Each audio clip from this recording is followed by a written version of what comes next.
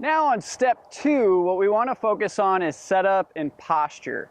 This is the area that most of my boomer golfers struggle with, and just any client. Okay, so what I see most common is the C posture, where you're bending from the waist and you have rounding of the shoulders, or the S posture, where you're sticking out your backside and you have a curvature of your lower back.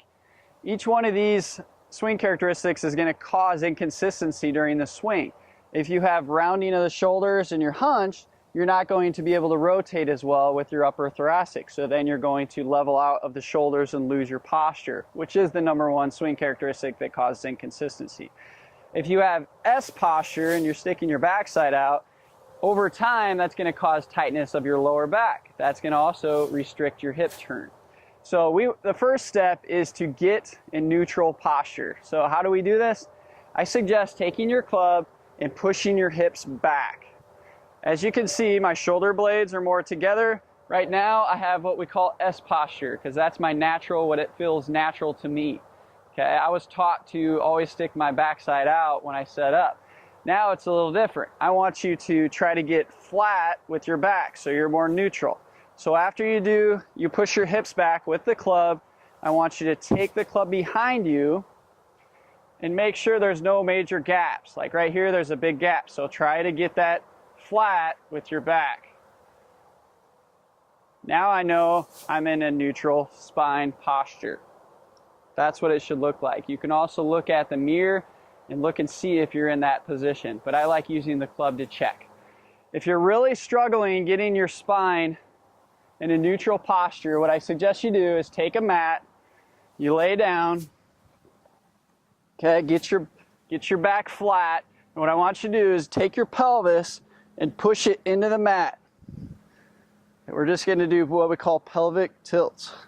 You can see my hips. You're flexing your abdominals and you're helping try to get those muscles to get your back flat.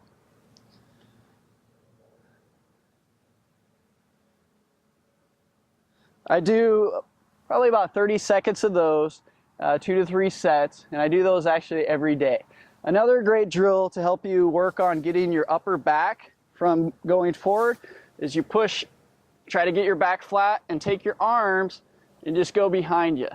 This is really going to stretch out those lat muscles in your back, and it's also just going to help you strengthen your back. I try to push my thumbs into the ground. Just working those shoulders. A lot of you will probably be here.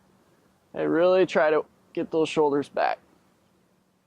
And you'll feel it in your core. So this is actually really good exercise to help strengthen those core muscles, which is going to help your back.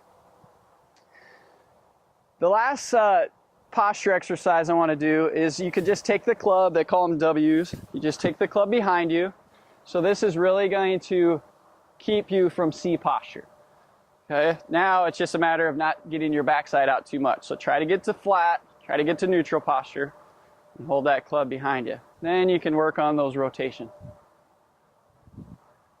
And this is what it should feel like when we get up to the ball. So now I have my driver here, so it's going to be out a little bit farther. But this is where you should bend, is from the hips, not from the waist. So you hold the club out in front of you, you're just nice and extended, you're not reaching out, just nice extended, nice relaxed, but get those shoulder blades back a little bit. Try to get to neutral. Then we bend from the hip joint. This is where the ball should be. It doesn't matter what club you have. If you're too close or too far away, you'll know you just move your body. You don't move your arms. So we're always the same distance from the ball.